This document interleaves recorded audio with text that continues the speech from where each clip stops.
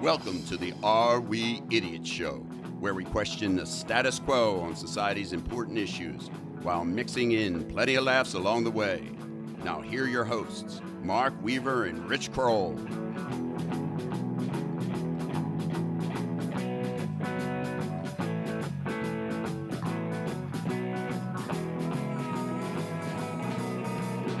Hello again, everyone, and welcome to another edition of the Are We Idiots Show. We are your hosts, as always, Mark Weaver and Richard Kroll. You know, it's interesting how you switch episode to episode from your full name to my full name and back. It's you're Very diversified. You're very creative. I was thinking, I was taking a little personal inventory stock on our last 2 years, and we've had maybe 10 guests. Something like that. 5 of them are related to the Weaver family or extended Weaver family. So I'm thinking there could be a young upstart Kennedy type situation here. We play football on the lawn at holidays, you know, the Kennedys, just like that. Kennebunkport. Except we don't have a big, massive estate either.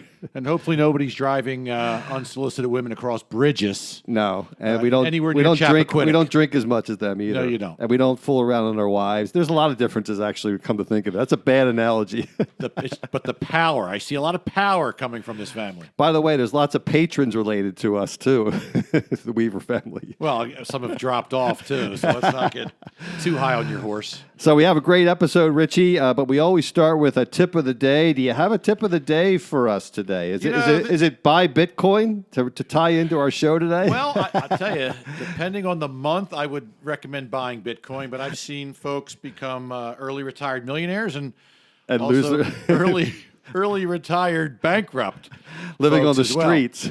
So this tip is more of as we start the new year. Okay.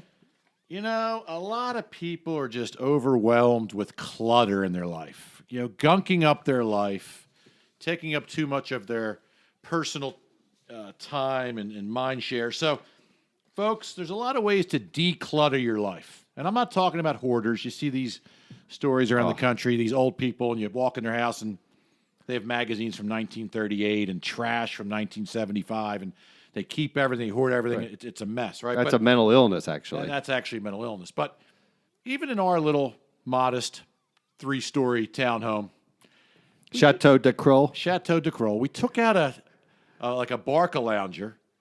We took a piece of furniture out of like a couple rooms. You put the Barca lounger out on your patio? Out on the patio near Can the pool. Of beer? Or near the pool. I don't have a pool. And it just frees up your life, right? Whether it's, folks, do you have too much furniture in your house? Too much stuff in your closets? Yes. Is your garage now like a personal storage unit? Did the government confiscate your shed, so now you have everything from your shed in your garage? Anything like that? Stuff like that. I mean, walk in a closet. Do you have clothes from 1987, stuff that you haven't worn in a decade? No offense to women, but some of the shoe situations are unbelievable. Why do you have 180 pairs of high heels, right? You don't. Books. My own house. That's probably your problem, though, Well, books. I love books. I read books way more than you. But I went in our basement. We have 8 piles, 5 feet high, of books that no one's read in 25 years. Magazines, paper. Yeah. I mean, I keep a record of tax returns for a while, but eventually you don't need them. Right. Shelf space, old useless stuff. Folks, Declutter. And that's, in our family, we actually buy a lot from, what's it called? Thrift stores. Thrift stores, yeah. Thrift stores. So you can give to thrift stores, and they resell it to other people, and your junk is someone else's prize. So give to charity. I mean, I give probably twice a year a big trash bag or 2 away of clothes I haven't worn in My mom years. told me that one of her friends who was excruciatingly cheap one time sent used tea bags to missionaries. So she's like, well, yeah, the missionaries could use my tea bag after I used it. That's frightening. Yeah, that's really frightening. But anyhow, we have a great show today, and we're going to always do our Idiot of the Week. And we're going to talk crypto for dummies with it. our guest in the studio. My dear oldest daughter, Alexa Weaver, is here. Alex, welcome to the Are We Idiots podcast. Hello, thanks for having me. Yeah, looking forward to it. You know, she And doesn't look the oldest. She No. doesn't. Actually, we went on a vacation one time, and we asked the waiter if he could guess, because I have 4 daughters and a son. And we asked the waiter if he could guess the ages, and Alexa was chosen as the youngest. Wow. So she's Don't going let to love the rest of the sisters hear that She's again in public. She's going to love that when she's older. But the reason she's here is not because she's my daughter. It's because she is an expert in digital currency, and she's too modest to say this, but she knows a lot more. She's forgotten more than I'll ever know about digital currencies. And actually, she and her husband, who was our guest in our last episode, Moises, are very involved in digital currencies. And Moises' work in Venezuela, actually, we didn't get into it on that show, but there's actually a good case to be made for digital currencies, Bitcoin, with one of the solutions for Venezuela. So we're going to talk about that in a second, but we Does that always... include blockchain? It is. We're going to talk about what the difference is between blockchain. We're going to try to keep it as pedestrian as we can, and not to get too technical. But I think the listeners will be pleased if they stay through the end of the episode. But we do idiots of the week always. So Richie, what is your idiot of the week nominee? And then Lex will go with her idiot nominee, and then I'll go. You know, famous people, entertainers, actors, musicians, sports folks, athletes often do weird things, don't they, Mark? They often do, especially entertainers, Can I call you Mark, by the way? actors, entertainers. Yeah. So, for you, I don't know. I kind of missed the boat on this band, but if you guys are familiar with Blink 182, they were huge. Yeah, course. For about Yeah. a decade, right? Yeah. My fellow millennials will be big fans of them. Absolutely. So your fellow millennials will also be upset to know what lead singer Tom DeLonge has been involved in the last couple of years. I have not heard this. I I'm already interested. know, I think. This is interesting, but not the fact that he did this, but the result, which Okay. is mind blowing. Lay it on me. The Academy for UFO Studies, founded by Tom DeLonge, He's huge in this topic. huge, right? He's written books, and he's like a. I bet your brother-in-law knows about him then. I'm sure he does.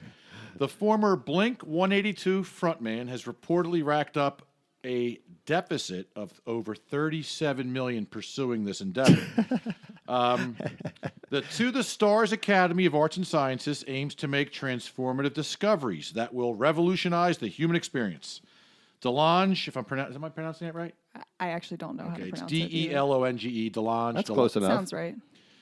He's the president and CEO, has spoken in the past about extraterrestrial life and government mind control experiments. But according to the U.S. Securities and Exchange Commission, he's now incurred losses of over $37 million in just a couple of years. What is he? Is he actually building rockets and flying people to Saturn? I don't get how this happens. These factors, the filing continues, raise doubt about the company's ability to continue its going concern. Yeah, I would think so. Unless it's all his money. And I hope he didn't raise it from other people and then stole it. These guys were big, right? They were a California band. Oh, yeah. They sold over 50 million copies across 6 albums. Millennials love him, evidently. He quit the band in 2015 to pursue this. What a great decision. How do you lose $37 million following extraterrestrial interests? Well, we didn't Nicolas Cage lose like $140 million? Remember we had that like a year ago? Nicolas Cage, he's bankrupt. He lives in a rental home outside Vegas now. He burned like $140 million. Allen Iverson. I mean, so people can spend money. But I get that. But a lot of these posses, right? They're giving a Bentley to 40 people, Right. and they're buying an island for their mom and dad. Right. How Yeah. do you lose 37 million? And he wrote a book, which I think he sold a decent amount of copies. So he's getting. It's just mind blowing to me. That's a good nominee. Lex, who's your Idiot of the Week nominee? My idiot of the week is a subway employee in Las Cruces, New Mexico, who robbed her own subway restaurant location to teach her fellow workers a lesson.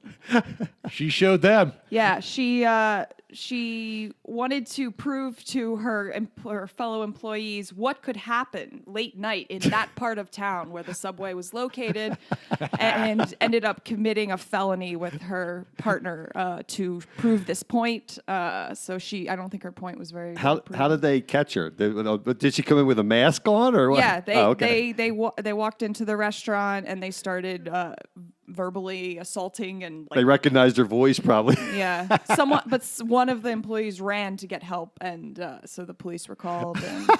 And she said, "No, we were just trying to teach them a lesson." But I don't think the police really care about that if you're committing a felony. If you're going to do that right, do it like your dad did back in the 80s when we'd sneak in to the restaurant and he'd make pizzas for us. Yeah, that was different. That was not robbery, though. No, that was just employee benefits. Employee benefits. Yeah.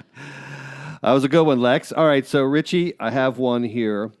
A man was arrested for attempting to take a driver's test on his mother's behalf by dressing like her in a bold attempt to fool examiners. Hector Marcio Shayev, 43, wore a stuffed bra, floral top, long skirt, earrings, and a handbag to impersonate his mother in the State Department of Traffic in the Brazilian Amazon. Mr. Shayev's mother, Donna Marie, had failed her driving test 3 times before he decided to take matters into his own hands. Brazil police were tipped off by the examiner, who became suspicious that Mr. Shayev was not the person on the ID he handed over. Could have been the deep voice and the large Adam's apple, maybe, too. Could have been the hairy forearms and calves that the instructor was staring at, too. Anyhow, he was arrested for fraudulent misrepresentation. So, Richie, those are your 3 nominees for Idiot of the Week. Wow, what say you? That sounds like a bad remake of Tony Perkins and Psycho, right? Impersonating his dead mother. Again, when you have 3 choices, it's very difficult. Yeah, it's hard for me to choose my own. That would be a little self-serving. You can be. Lexus is good. I love people that just try to do something, quote, for the benefit of their family or friends, and it blows up on them. But I got to say, a man... I could just picture this guy, too. He's probably I have a picture, actually. If Mrs. you want to see Doubtfire. Mrs. Yeah, Mrs. Doubtfire. It's Robin Williams. He's got stubble, big hairy forearms. Probably look good in a skirt, though. Probably, and you're like, yes, I'll do a 3-point turn, sir. Yes, I'll do. I'll do it. He's like his voice is being thrown you around. Think you're going to get away with that? And he handed her ID over. Yeah. On top, he handed his mother. Can you imagine, like, my mom? I mean, can you imagine me doing that with my mom? Her ID and me. No, I can't picture anybody doing it. Therefore, he's the winner of Idiot of the Week. He needs more than the dollar. He really, really, really didn't want to drive his mother around. That's why he wanted. Mom, I'm so sick of you failing this. I'm going to take this. Yeah. There was actually good reason behind it. Oh, my goodness. All right. So we're going to transition now to talking about crypto. And I've been wanting to do this show for quite a while because if the listeners out there aren't familiar, a lot of the Bitcoin crypto world, a lot of them are also liberty-minded. And if you've listened to this show for the last 2 years, you know that I'm a libertarian and I have strong leanings along this way. And and Lex will probably get into this, one of the main benefits of digital currency, and sometimes we'll use Bitcoin and digital currency interchangeably in this discussion, is that it is not controlled by anyone.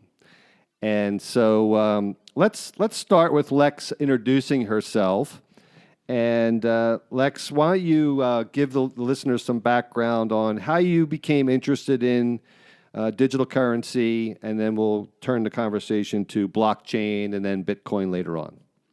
Okay, so I first was introduced to Bitcoin in 2011 by my friend when I was in college, and he was purchasing Bitcoin as an investment, and it was pretty early.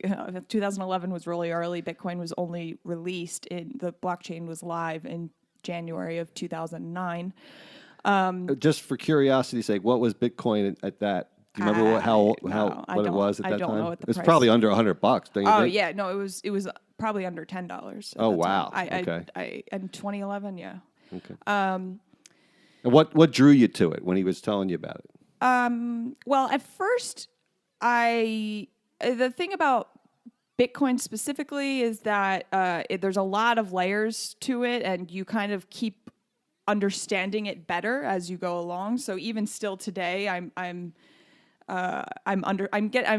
each day I'm grasping the concept and how transformational it can be more and more. Right. So at the time, I just thought of it as, it's magic internet money, which is probably what most people, when they hear Bitcoin, they say, it's internet money. Like you can use it. And what do you think, Rich? I'm sorry to interrupt you, but Rich, what do you think the common person out there that maybe listening to this podcast that doesn't know anything about the depths of Bitcoin, what do you think they think Bitcoin is?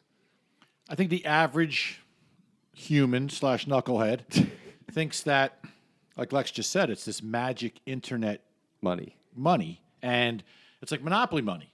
Like it's not real. You can't put it in your hands. But you can kind of buy things. Although I know there's been a lot of controversy on how you actually exchange it and how you buy it. It's getting better and better. But I think people look at it as I accumulate this stuff on the internet. It goes into a kind of like a bank deposit, and it's not real money, but it's internet coin, and I can use it.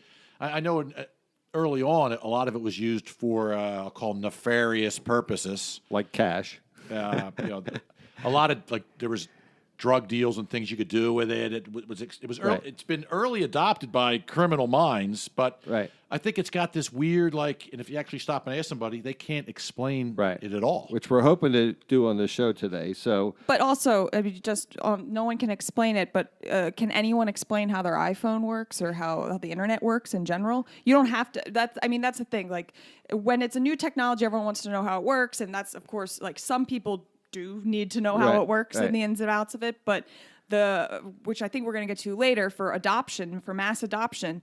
You shouldn't need to know how it works. You should just know how to Right. use it. Like you know how to use Facebook and you know how to use Google.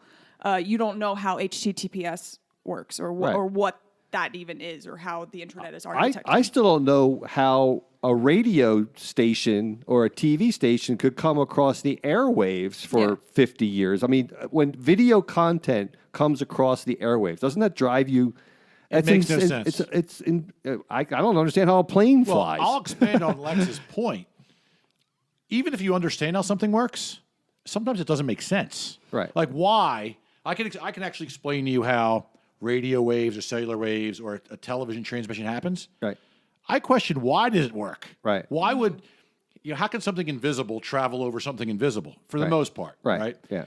And then become something you can view, a video. I mean, that's Who the heck amazing. figured it out? Right. That to me is the bigger question. Like, Right. why does it even work? Like, it's almost like a God thing. So Bitcoin started around 2009, you said. Yeah. And January 3rd of 2009, Bitcoin was launched. The blockchain of Right. Bitcoin, which the blockchains didn't exist until Bitcoin was launched. Bitcoin is the first blockchain, and so therefore money or currency, a payment system, is the first application, the blockchain application that we have. And to date, to 2020, it's the application that works the best for a block. Even though there will be more blockchain applications that are, like social media sites or like a project that I worked at was called Aragon. It's decentralized. You can run decentralized autonomous organizations on top of a blockchain. There's prediction markets. There's a lot of different types of applications that we can build on top of blockchains. However, blockchains were created and invented by Bitcoin, and it was specifically, it's a money application. Right, and so we kind of jumped over, but Lex, Sorry. that's right. No, it's my fault. Lex has worked in the blockchain Ethereum world. We're not going to talk too much about Ethereum today, but that's another derivative of cryptocurrency. But Lex is actually pursuing her master's in digital currency, right? Right. So in 2015, I started my in the fall of 2015, I started my master's degree in digital currency. And then in 2017, I started working full time in the industry. And I was working in New York with an Ethereum-based company, and then most recently I was working with a project called Aragon, which is also an Ethereum-based, basically a DAO running application. And DAO for us laymen is what? Decentralized autonomous organization. So it's an organization that can be run without intermediaries. Not the Dow Jones. No. Not the Dow Jones. Not the Dow Jones. Real, I always pop in when questions pop into my head. So, is it true to say that the foundation of blockchain was developed to get to Bitcoin as the first application? Like, because blockchain's the bigger thing. Should we try to describe what blockchain is for our listeners, because I think that might help them understand the practical application of blockchain and all these applications on top of it. So because how would you describe what blockchain is relative to the way things work today? Well, just let me add why I thought that, because I know blockchain, there's so many. I think you're smart for getting involved in this field because it's growing rapidly. There's so many more things. People kind of assume blockchain and cryptocurrency are kind of that's it. But you're in IT security. I've been in IT security. There's a lot of great security aspects of blockchain for overall for the internet as well. So, love to hear your kind of differentiation.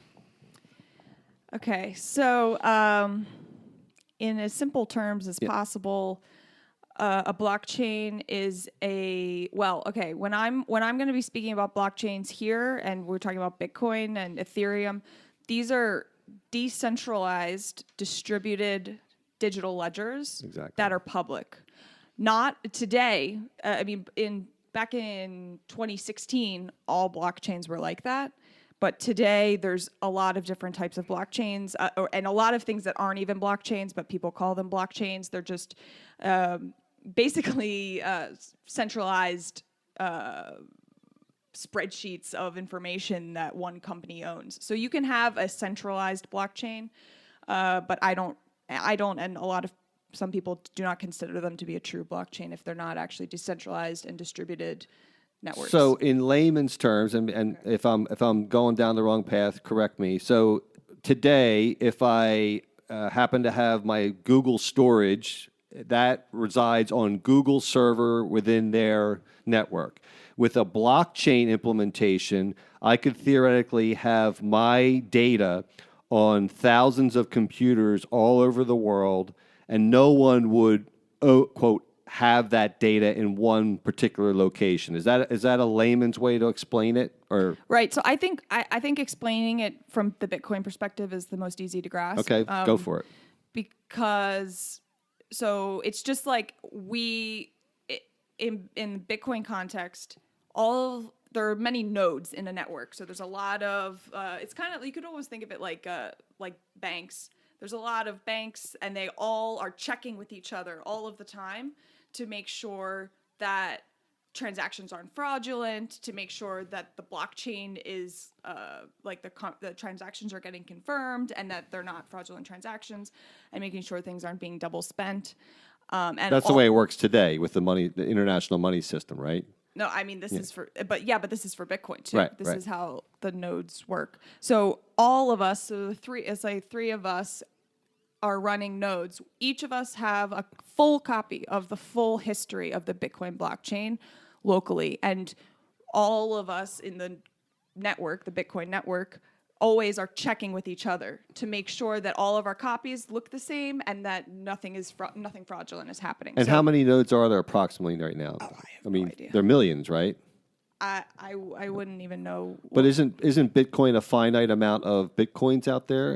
There will be a finite amount of Bitcoins. It'll be approaching but not reaching 21 million Bitcoins that will ever exist. That's predicated. That's decided with the Bitcoin algorithm. Right. The Bitcoin algorithm says it's only going to be approaching but not reaching 21 million. So there's a finite supply of Bitcoin. However, Ethereum does not have a finite supply, but that's because it has a different purpose. It's more for building applications on, and it's not just a money payment network. Right. Solely. Right. So the benefit to the users is that no one person or one entity or one government can control it, right? Is that Correct. is that from a libertarian perspective? To me, this seems very appealing. But what is the benefit other than the practical application of it? What's the benefit of decentralization?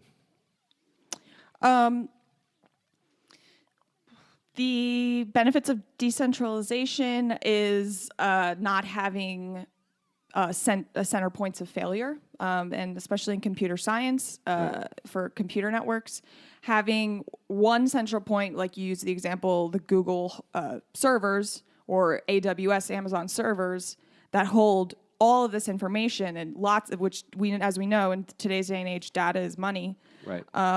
That is what we call a honeypot. It's just waiting to be attacked. And we've seen this across all the industries. There's been hacks of information, of personal information everywhere.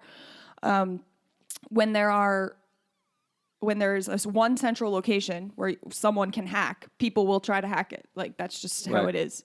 It'll be under attack like 24/7, which the Bitcoin network has been under attack since the day it's been launched, basically.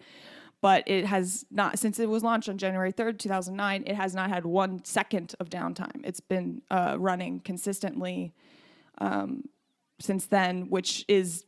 It's redundancy.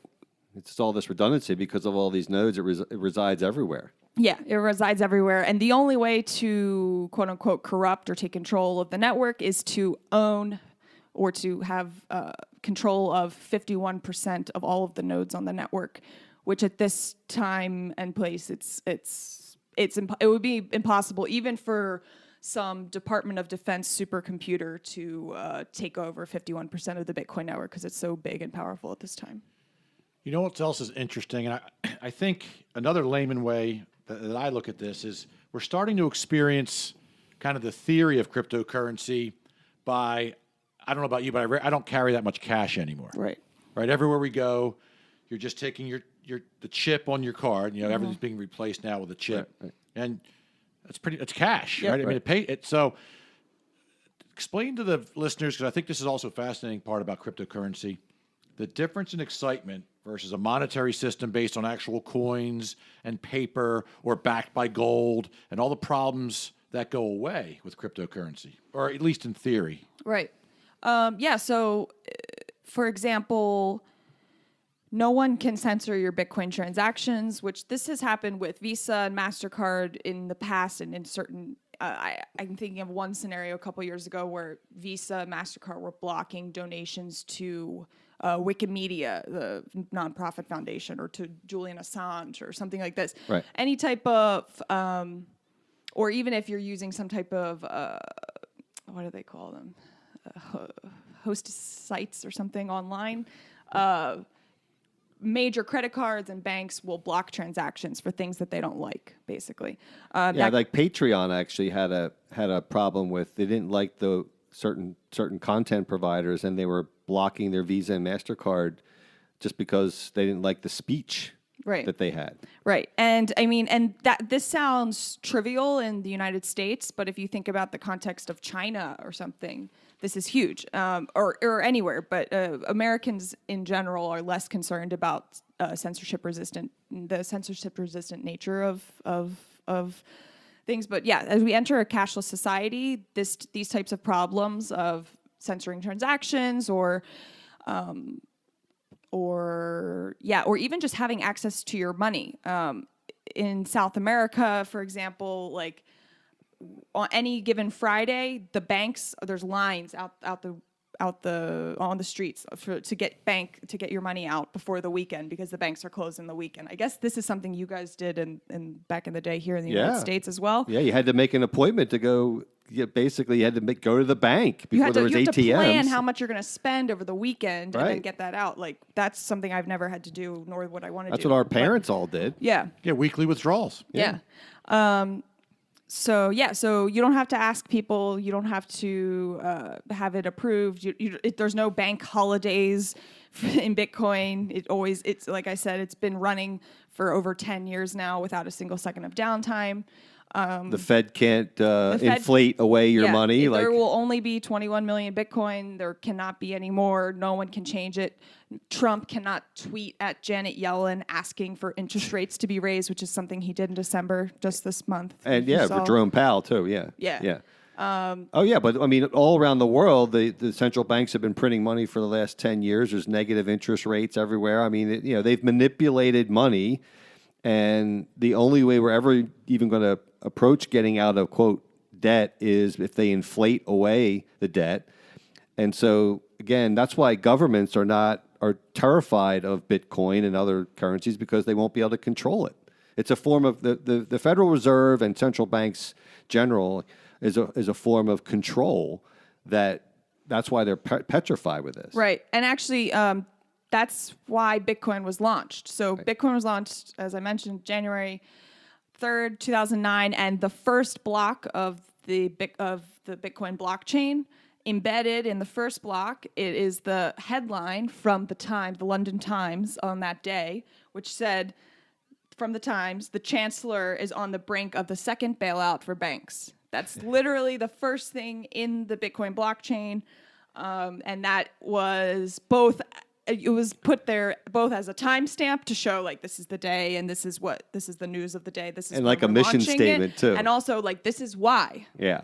This is why we're doing this. We shouldn't be bailing out banks, and you wouldn't bail out a bank with Bitcoin. But. Now, there's a lot of mystery around who started Bitcoin, but what's the common theory is Satoshi. What's right? Yeah, so there is a white paper that was written October 31st of 2008.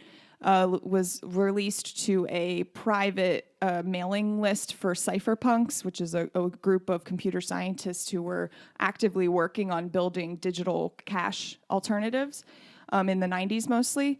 And the paper was circulated by a person named Satoshi Nakamoto.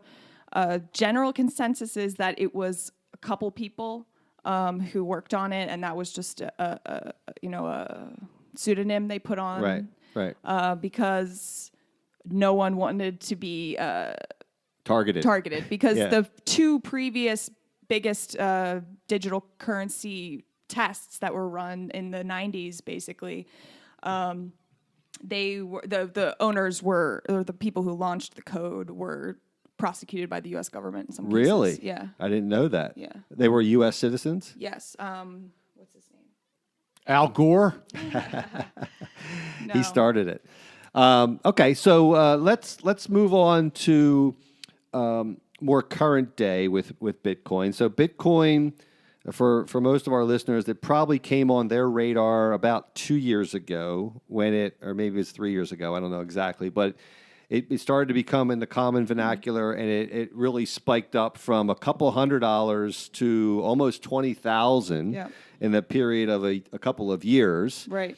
And you were involved during that whole period, and you were quite rich at one point. We won't get into that, but no. So it's been highly, it's highly volatile, right? Well, rich is a relative term. We can guess that.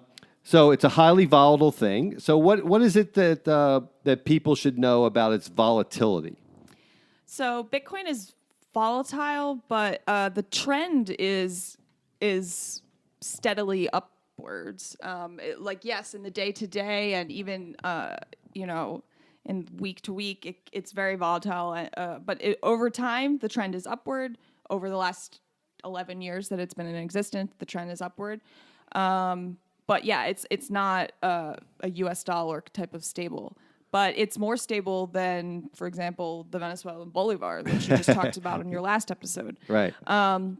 Or even now, just recently, with new elections in Argentina, as soon as the new regime in Argentina got elected, they put in these emergency price controls. And as soon as these emergency price controls were released, Bitcoin trading in Argentina skyrocketed to the all-time high. So people in these places where the currency is not very stable, they don't care about the instability of Bitcoin because it's still more stable and at least trending upward compared to their national currency. Right. You know what's interesting? For every story of the Bitcoin millionaire. There's also, like I alluded to earlier, like the bankrupt. Although if you buy and hold like anything else, that's where I think some people get confused, right? If you're in a get-rich-quick scheme, Right. you kind of miss the boat in some respect as far as that skyrocket. Because I met somebody at some conference who was buying Bitcoin early on when it was in the hundreds, Right. and he held it. He was selling it then 10,000, 15,000, 20,000. Right. But you don't hear from him now though. Well, he started his own business, and Right. he made a couple $1 million. But then somebody else was telling me, they got bad advice when it was like 18,000, 19, 20,000. Right. And they put a ton of money into it. Right. And then it went down, I think down to 4 or 2. Yep. 3,000, something like that. 3, and they panicked, or, it's been fluctuating, I guess, between 3 and 12 and 7. Yeah. So that person, who was thinking, I'm going to do this, it's going to go up to 40,000 or Yeah. 80,000. Yeah. Right. There's a lot of people who bought, especially in that run to the 20,000. A lot of people bought between 15 and 20 at that price range. I know it was a lot of people who were new. They were not educated on cryptocurrency at all. And the thing is, yes, they haven't made back their money, their investment yet, but I believe if you just hold it long enough, it will turn out. But this is not investment advice. I am not an investment advisor. Right. Yeah. No, we always say that. I totally. I know. Get But you. I'm just saying that that happened to a lot of people, and then they ended up using credit cards to buy things they couldn't buy Bitcoin at prices my they couldn't goodness. afford, and then they ended up selling it at 5,000 for huge losses. So. Yes, the number one rule with cryptocurrency or any investment ever is you cannot spend more than you can afford to lose. Right. And also educate yourself prior to purchasing. You can't just rely on your friend telling you that you're going to make $40,000. Right. Greed is also dangerous. Can you explain? I think it's one of the keys. Mm-hmm. You said there's a finite amount of 21 million. Mm-hmm. How is that number figured out, and why is it finite in that way? Well, it's growing, by the way. You can produce bitcoins. We should probably explain that real quickly if you can, just in layman's terms. So the 21 million bitcoins that will exist. I don't know exactly why the 21 number, but I believe that it has something to do with it's like almost it's almost equivalent to like the gold reserves on the earth. Because money used to be backed by gold. What? Money used to be backed by gold. Yeah, but that was a long time ago. Yeah, but 71. But gold is still a precious commodity, right? So right. I think that the finiteness adds value because when there's a limited supply, that creates more demand, and especially for currency, that's something that's you would want, but. Sorry, I forgot what. No, how are additional bitcoins mined? Oh, yeah. So not all the 21 million bitcoins were launched at once. They're being released gradually throughout time. So the first couple years there was a lot of I don't know the exact number, but a lot of bitcoins being mined each day, which is just the computers who are on this distributed network who are verifying transactions and stuff.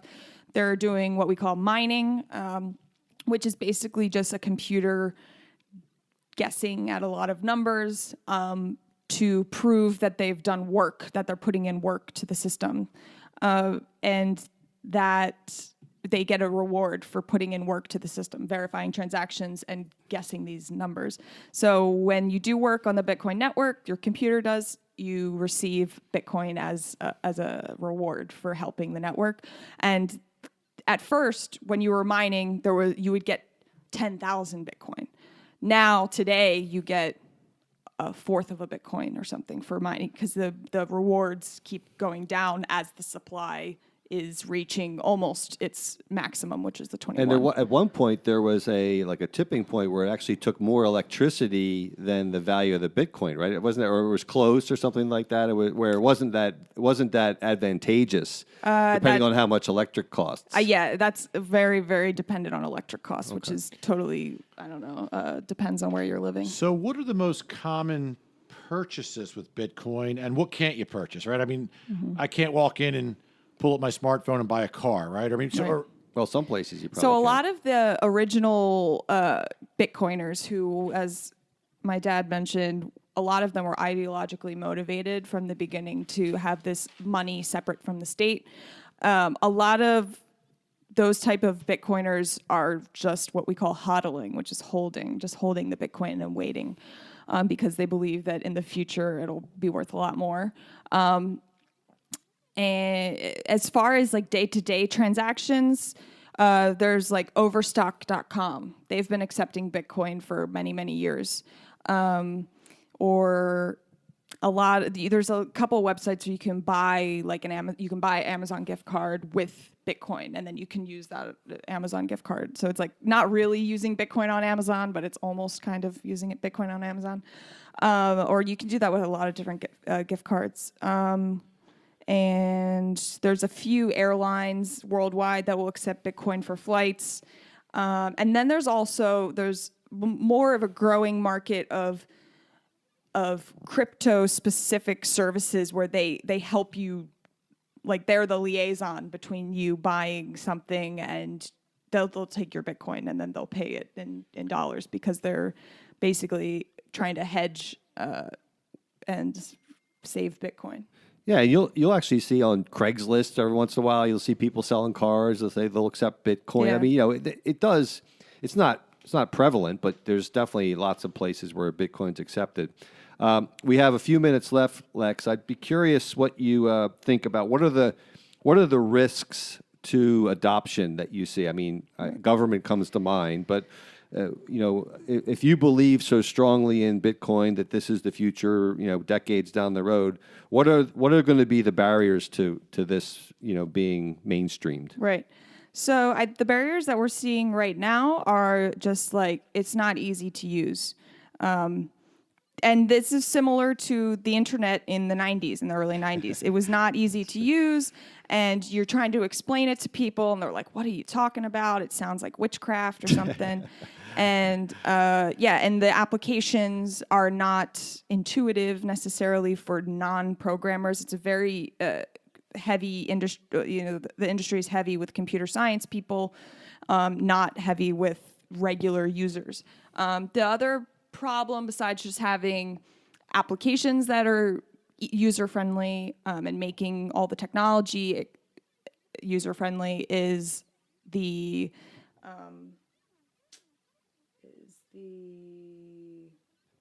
finality of Bitcoin transactions. So Bitcoin transactions, once I send it, that's it.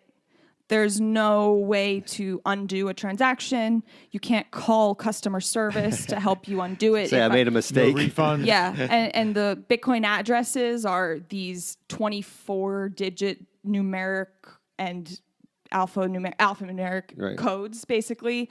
So And they're unique. they're all unique, but if you have one letter or number messed up, you sent it to no one, or you sent it to someone who was wrong, like the wrong person. So I actually did this once when I was first using Bitcoin, and I think it was like 2012 or 2013. And I was trying to purchase something online through a website called Purse, which actually this is like the gateway between Amazon and Bitcoin. So I was using Purse to spend Bitcoin on Amazon.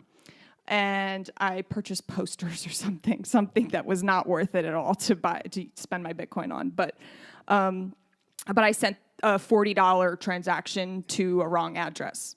That's Just it. from a typo. Gone forever. That's it. That's Wow. it. That's gone. You can't get it back. You can't, unless you know the person who owns that address and you say, hey, can you send that back to me? And they do it voluntarily. Yeah, you have to somehow track down a person related to an address, which is like almost impossible. There's no directory, right? So that type of stuff, and especially, but that's where things like Coinbase is intermediary in Right. the Bitcoin ecosystem. So Coinbase can undo your transactions. Oh, okay. Because you don't actually own your Bitcoin when you are using Coinbase. They are kind of the host of it, and they relay the transactions to the Bitcoin blockchain. So that's where a Coinbase type of company may be helpful for user adoption because it takes some of the pressure off of the Right. user. Well, we lived through this. We, in the technology realm, there was dumb terminals, they used to call them, and then Windows and the Macintosh came about and made it an easier interface Right. to complex things, and that's when it kind of took off. And that's what you're saying is missing in Right. this world is the simple interface. Right. Is what's needed for mass adoption. What about government? Yeah, I mean, governments are going to resist this, don't you think, as well, or is it inevitable that? I think governments will try to resist it a little bit, and we've seen a little bit, but in general, I think they would prefer to have the tax revenue coming in off of this than because I think they know at this point that the cat's out of the bag. They can't do anything about it. So if you can't beat them, tax them, you Right. know? So I think that's You could probably make an argument that if there's a digital trail, it's probably better than cash because right now government can't track cash.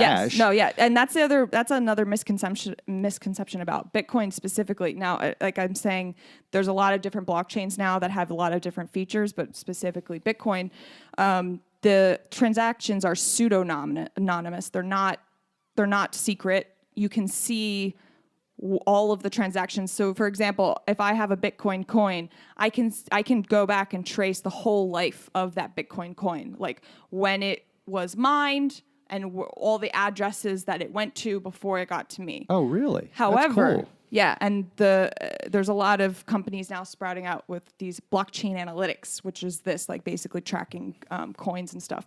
But the hard part is connecting Bitcoin addresses to people. How do you connect that? Right. But yeah, so it's not like some black box where you can't see what's happening. All of the Bitcoin blockchain is fully public, and you can look at it anytime on the internet in real time, and you can see every transaction that goes through. Cool, really cool. So when these candidates, I guess Andrew Yang is the most famous of the candidates, are saying how automation and technology is going to drive all these people to be unemployed. I think of what you just said. Like, here's a new technology that 5 years ago no one's really even heard of, and there's going to be so many jobs around this technology as it rolls out, and people just have to continue to adapt. There's just I think I heard a stat once that a baby born today, 80% of the jobs that will exist when they're an adult don't exist when they're born. Yep. So, I mean, this just is another huge field. And by the way, if you can program out there, if you can get into this realm, there's unlimited potential to make money programming in this realm, too. Yeah, there's huge demand for coders, for developers. And also, most of the jobs are remote, so it's not even location isn't as much of a barrier in this industry as maybe even in traditional tech. Like, you have to be in Silicon Valley, more or less, and that's not the case in cryptocurrency. And definitely, if you're a developer, you should try to check it out. So we have just a few minutes left. Richie, any comments before we go on to the last little segment? Yeah, it's interesting. I've watched a lot of trends come and go over the last 3 decades, and I just saw a video. It was pretty comical. David Letterman had Bill Gates on, and this was like late 90s. Right. And we were still using dumb terminals. And Right. and he was busting on him like there was no respect or belief. Right. Letterman Right. was like, well, so tell me about this internet thing. And Right. At the time, Gates is trying to give some examples and even some minor future examples. Be like, well, electronic mail, purchasing without having to go to the bank. And Letterman was like, well, why can't I just walk up and shake the guy's hand? Or why can't I put a stamp on an envelope and mail it? Why can't I just go to the bank? Like, Right. and when you think about it, his questions were kind of logical, Right. Because Yes. he couldn't see the big picture, Right. right? And I admit I didn't either at the time. Sure, no but one. I think blockchain has so many incredible future uses. Cryptocurrency is amazing. I think it's a really smart field you've gotten into, and we're just scratching the surface. Oh, yeah. Right? That's the thing that's amazing. I mean, you start thinking about title searches and governments that don't track land use. I mean, there's so many different practical applications for blockchain. It's amazing. But final thoughts, Lex, about, I know you're more of a anarcho-capitalist. We're getting into some libertarian depth here, but I'm more of a Madisonian or utilitarian libertarian. We did a show on libertarianism, Richie, you remember, but Lex would fall more on the anarcho-capitalist side, don't you think? You're more of a Rothbardian. You're more of a Rothbardian. I would never use that term to describe me. How would you describe your? You're much more libertarian than I am. Yeah, so. yeah. I'm a classical liberal, and I think that state control of money is a very 20th century phenomenon, and I think that it's going to be gradually phased out. But also, so for the people listening to that, they're thinking this is wild talk, like the state control of money. People just assume that, but I'm totally with you that people just assume, well, of course the government has to control money, but why? Right. I mean, especially people who live in the U.S. and have U.S. dollars, they question that. But like I said before, people in Venezuela, Argentina, they don't question it as much. They understand almost immediately why this is important. But do you think that that's going to be, the state control of money? Do you think is that 2 decades away? Is it less than that? I don't want to make future predictions. They always look bad. But definitely we're going to have more and more non-state controlled money, and that's going to include Facebook money and Google money and Apple. We have Apple Pay already, and so there'll be companies, corporations, but also algorithms like Bitcoin. There'll be just computers that are running our money. And also, last thing I'll say is that, there's a lot of, you mentioned earlier in the show, Lex, that our data is money and value. And if that, a lot of people believe that should belong to us, and GDPR in EMEA is a big legislation that's went into effect. And I think that if ultimately our data is valuable and we need to control it, then blockchain is the logical way that would happen, so that Facebook doesn't have all our data, which they can, put algorithms to and make sense out of, or Google or whoever. But we have that, and blockchain, if it resides on thousands of nodes that we have access to, that seems to me like a very practical and understandable application of blockchain that everyone is hearing about in the news today. So, I mean, that's what I'm enthused. Yeah, there's a really cool project called Blockstack that's trying to solve this very problem. The only problem with identification and that kind of data, like sensitive data, is that you don't necessarily want that on a public blockchain. You don't want your social security number on a public blockchain. That's true. But how can we? But we can have maybe like. There's these things called shielded transactions where partly private just to the receiver, but on the public blockchain, everyone can't see your data. So there's people working on solutions like this to try to disseminate or break down these tech multi-conglomerates that we have, and they're almost ubiquitous control of all information that's on the internet. It is scary, and I'm a big tech proponent, but it is scary how much power they have. Richie, final comments before we adjourn?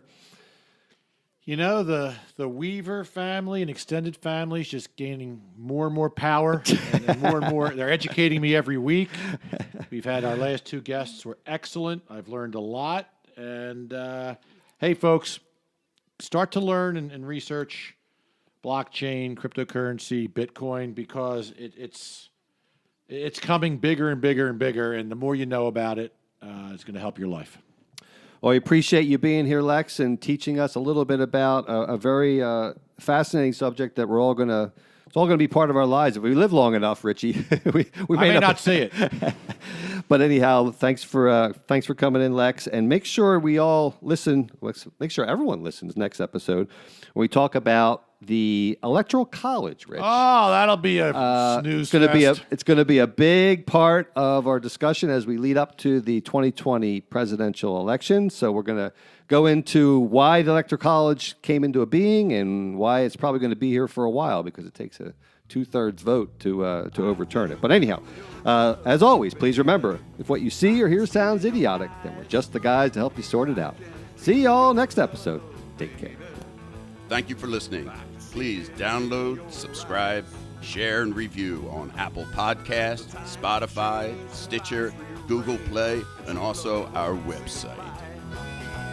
True love won't say goodbye. True